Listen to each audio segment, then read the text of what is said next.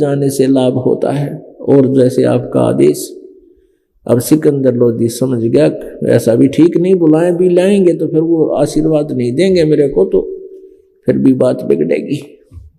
कहने लगा वीर सिंह हम चलेंगे, जब हम 800 किलोमीटर आगे हैं दिल्ली से, उनके आश्रम में भी चलेंगे। वीर सिंह बघेल को पता था, वीर सिंह जी को पता था कि परमात्मा कबीर जी अपने मुंह बोले गुरुजी, यानी वास्तव में गुरुजी तो नहीं थे, लेकिन एक परंपरा बनाए रखने के लिए परमेश्वर कबीर जी ने महर्षि रामानंद जी पंडित जी को गुरु बना रखा था, और उनका आश्रम था रामानंद जी का। कबीर जी अपने माता पिता के झोपड़ी में, कुटिया में अपने घर पे रहते थे, वहां जुल्हे का कार्य करते थे, लेकिन प्रतिदिन शाम के समय सारा दिन के कार्य को करके अपना शाम को रेस्ट जब होता था, आरती के समय वहां जाते थे। शाम की आरती अपने स्वामी जी के पास ही किया करते थे, गुरु जी के पास। वीर सिंह बघेला भी कई बार जाता था, उनको समय का पता था कि शाम के समय कबीर जी रामानंद जी के आश्रम में अवश्य आते हैं, तो समय भी निकट हो आ गया था। सिकंदर लोधी से कहा वीर सिंह बघेल ने कि महाराज ये समय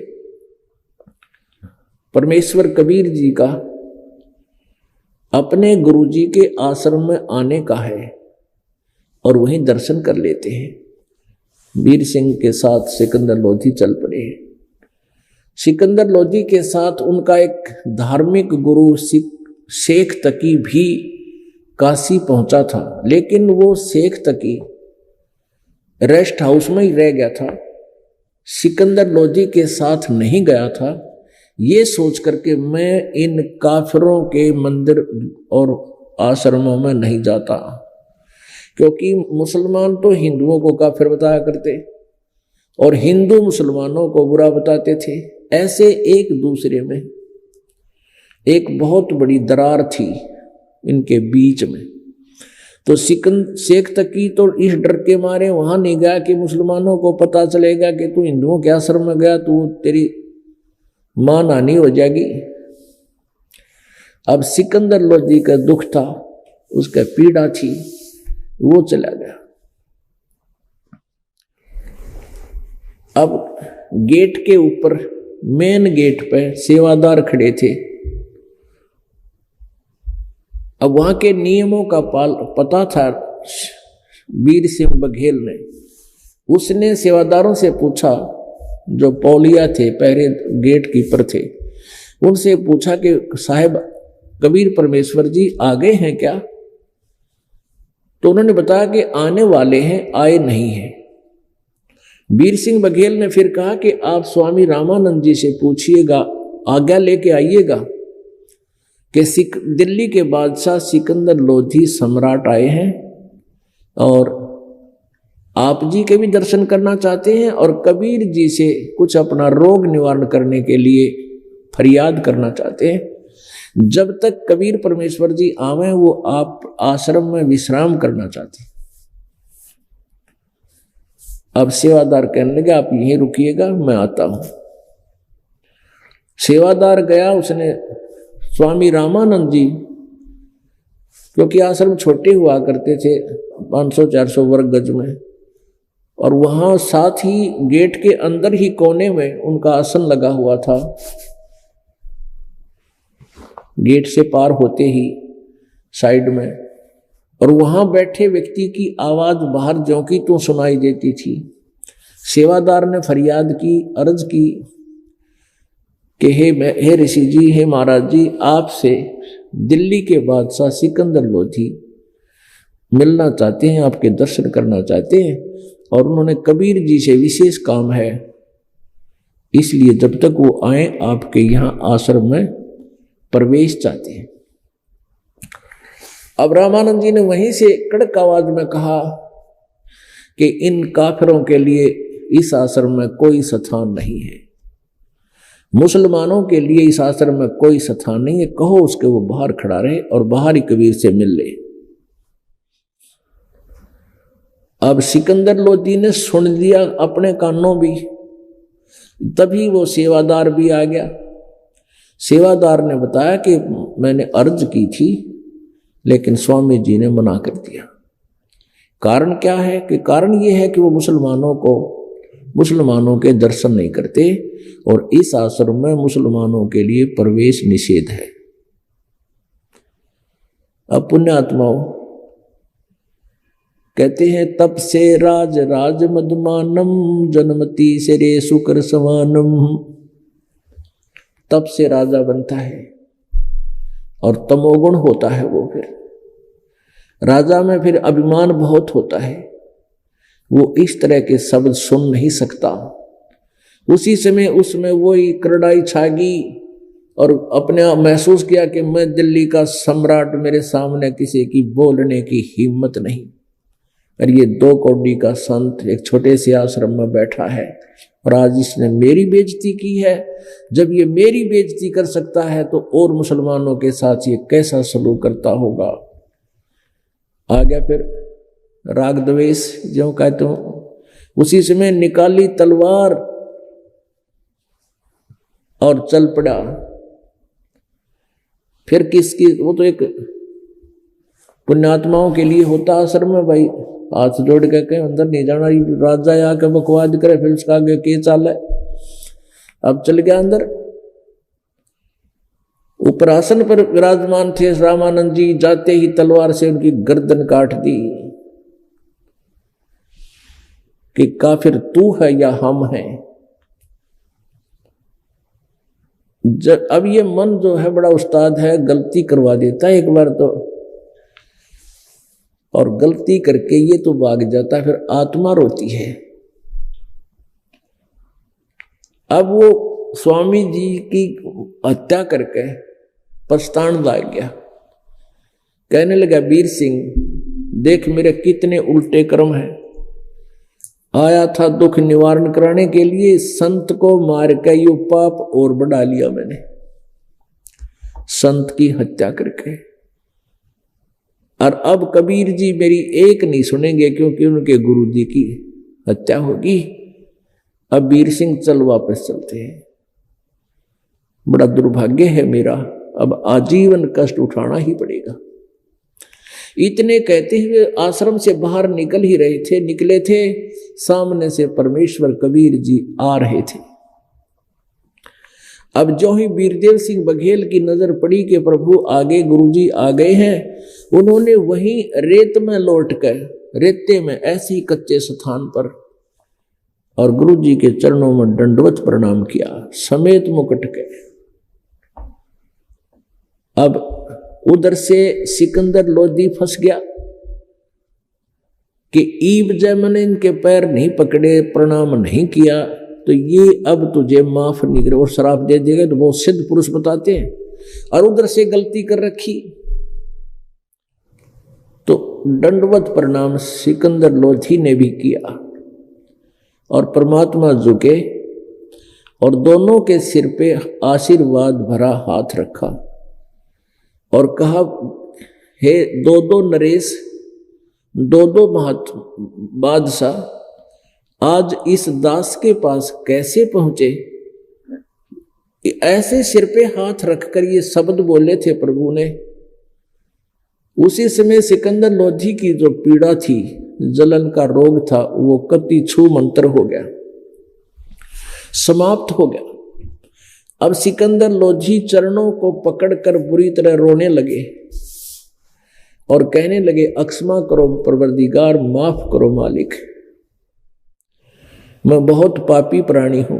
क्योंकि परमात्मा संत के सामने ये मन चला जाता है, दूर भाग जाता है। आत्मा भगवान की अंश है, इसमें दया होती है, अभिमान नहीं है इसके अंदर।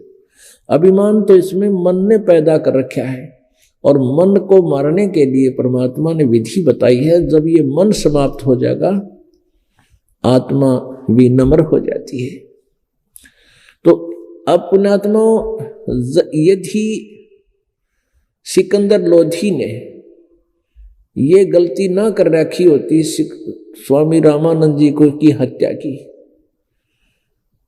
तो वो दंडवत प्रणाम नहीं करता, क्योंकि राजा में अभिमान बहुत होता है। अब कबीर जी ने एक तीर से दो शिकार करे। एक तो उसको नरम बनाना था ताकि परमात्मा उसको अपना आशीर्वाद देकर उसको स्वस्थ कर सकते, और उधर से उसके मन की फड़क निकालनी थी। जब तक आप जी को ये विश्वास नहीं होगा कि ये संत पूरा है और आपके, तो आपकी भक्ति चलेगी नहीं। आपके मन में दोष व्याप्त रहेंगे, आपके मन में कोई ना कोई उछल कूद बनी रहेगी जो परमात्मा के लाभ से वंचित रखती है। जब आप जी को ये सिद्ध करने के लिए कि जो संत है ये सही है, सही मार्गदर्शन कर रहा है, तो दास आपको बहुत ढेर सारे प्रमाण देता है। और परमात्मा कबीर जी की कृपा से आपको सुख भी मिलता है, आपके कष्ट भी निवारण हो रहे हैं। तो आपको विश्वास हो जाएगा कि इस स्थान के अतिरिक्त तो कहीं पर भी इस पृथ्वी पर सुख स्थान नहीं है। तो तभी आपकी भक्ति और गहरा आवेगी और ज्यादा लाभ मिलेंगे। तो ऐसे ही परमात्मा कबीर जी ने सिकंदर लोधी के हृदय में ये जचाना था कि ये परमात्मा खड़े हैं सामने। इसलिए रामानंद जी का उन्हें सिर काट तो दिया, अब उनके सामने उसके साथ क्या लीला करके उनको और दृढ़ किया। परमात्मा ने पूछा आप कैसे आना हुआ, क्या काम था मेरे से? सिकंदर लोधी ने कहा जिस कार्य के लिए ये आया था दास आपके पास, वो कार्य तो मालिक आपने हाथ रखते ही कर दिया मेरा। लेकिन मैं नीच प्राणी हूं, मेरे से एक बहुत बड़ी गलती होगी, शायद आप अक्षमा नहीं करोगे। ये कहकर फिर बुरी तरह रोने लगा, चरण छोड़े नहीं। परमात्मा ने कहा भी अक्षमा कर दिया, बोल क्या बात है? कबीर परमेश्वर जी ने कहा कि बोल क्या बात है, मैंने माफ कर दिया। कि नहीं, मैंने ऐसा जुल्म कर दिया है, आप मुझे फिर श्राप दे दोगे, मैं फिर दुखी हो जाऊंगा। परमात्मा बोले भाई आम के पेड़ के कांटे नहीं होया करते, आम का पेड़ तो सुख दिया करे, बढ़िया मीठे फल, फिर छाया है, और दूसरी वहां पर बात नहीं, हमारे पास श्राप नहीं है। बोल क्या बात है? कहा प्रभु मैंने ऐसे ऐसे सारी कहानी बताई। हमने गेट पर से सेवादार से प्रार्थना की कि जब तक आप आओगे तब तक हम आश्रम में विश्राम चाहते हैं, प्रवेश चाहते हैं। लेकिन रामानंद जी ने बहुत अपशब्द कहे, और जिस कारण से मैंने गुस्से में आकर के उनकी हत्या कर दी। परमात्मा बोले कोई बात नहीं, आ जाओ, तुम ऐसे मत जाना, उनका अंतिम संस्कार करें तब तक आप यही रहना, नहीं तो दुनिया आपको बहुत थूकेगी, बहुत आपके भले बुरे कहेंगे, और कुछ और भी घटना घट सकती है। हिंदू मुसलमान का झगड़ा भी बढ़ सकता है, आप आ जाओ मेरे साथ। परमेश्वर आगे आगे चल पड़े, ये दोनों राजा पीछे पीछे चल रहे हैं। सिकंदर लोधी ने कहा कि वीर सिंह जैसे सुने थे वैसे ही तो मिले। अब वीर सिंह मन मन में कह रहा कि ये तो आपने एक ट्रेलर देखा है, आगे देखना क्या क्या क्या होते हैं। अब अंदर गए तीनों के तीनों, वहां देखा तो कबीर जी अंदर प्रवेश किया आश्रम में। एक भक्त भागा आया, दौड़ा आया और कहा कबीर जी सिकंदर लोधी ने, दिल्ली के बादशाह मुसलमान ने अपने गुरुजी की हत्या कर दी, इनका मर्डर कर दिया। पीछे से सिकंदर लोधी फिर वापस आता दिखा तो वो डर गया, चुप हो गया, आगे नहीं बोला, ताकि वो फिर आ गया। कबीर परमेश्वर ने कहा कि बच्चा भाई गुरुजी मरते थोड़े ही हैं, ये कैसी कच्ची बात बोल दिया आपने, संत कभी मरते हैं? हाँ मर गए, कत्ल कर रखा है, अलग अलग टुकड़े हो गए हैं, उनकी इतनी बुद्धि काम करे थी। परमात्मा ने जाकर के देखा कि अलग अलग टुकड़े पड़े हैं, धड़ अलग से, शीश अलग से, दोनों पर अलग अलग कपड़े डाल रखे हैं। तब परमेश्वर ने अपने गुरुदेव की मर्यादा की तरह निभाते हुए उनके चरणों में दंडवत प्रणाम किया, और फिर खड़े होकर चरणों को हाथ लगाकर कहा गुरुजी उठो, आरती का समय हो गया है। बहुत से व्यक्ति आए हैं, आपके साथ बैठकर आरती करना चाहते हैं, ऐसा ही परमात्मा ने कहा था, तभी वो शीश उठा, सिर, वो गर्दन उठी कटी हुई शीश समेत, और धड़ के ऊपर आके चिपक गई। निशान भी नहीं था उस गर्दन के। तो उसी समय खड़े हुए रामानंद जी उठे, और ये दोष ज्यों का तो होता ही है प्राणी में। क्या देखा सामने? सिकंदर लोधी को देखकर फिर त्योड़ी पड़ गई, भौं चढ़ गई उसकी, वैसे क्रोधित होने लगा। तब परमेश्वर ने कहा कि प्रभु आपके दर्शनार्थ ये बादशाह आए हैं। तो फिर रामानंद जी ने कहा कि कबीर जी एक बात बताइएगा, मेरे जो शरीर का कत्ल हुआ इसमें से दो धाराएं बह के निकली, एक आधे से खून, दूसरे हिस्से से दूध, क्योंकि वो सामने दूध और रक्त जमीन पर बिखरा हुआ था। तब कबीर जी ने कहा कि प्रभु आप जी ने इस दास को शरण में लिया, आपने छुआछात तो खत्म कर दी, आप अन्य जाति वालों को, केवल हिंदुओं को ही अभी तक एक्सेप्ट कर रहे हो, दूसरी जाति वाले हिंदुओं को तो आपने स्वीकार कर लिया, आपके मन में द्वेष नहीं रहा। अभी तक आप मुसलमानों को हेय समझते हो, घटिया समझते हो, बुरा मानते हो, जिस कारण से आप पूर्ण स्वच्छ नहीं हुए हो। आपकी भक्ति में आधी कमजोरी शेष है। हिंदू मुसलमान दो नहीं है, परमात्मा के सब बंदे हैं, परमात्मा ने सबको उसी की संतान है। यह हमने डिवाइड कर लिया, और बुरे हैं वो मुसलमान भी हैं, अच्छे हैं मुसलमान भी है, बुरे हिंदू भी हैं और अच्छे हिंदू भी बहुत हैं। हमने एक जाति मजहब के आधार से किसी को भला बुरा नहीं मानना चाहिए। ऊंच नीच इस विध है लोई, कर्म कुकर्म कहावे दोई। अच्छे और बुरे इस आधार से मानना चाहिए। शुभ कर्म करते हैं वो अच्छे व्यक्ति हैं, दुष्कर्म करते हैं वो नीच व्यक्ति हैं, वो चाहे किसी भी धर्म या मजहब या जाति के हो।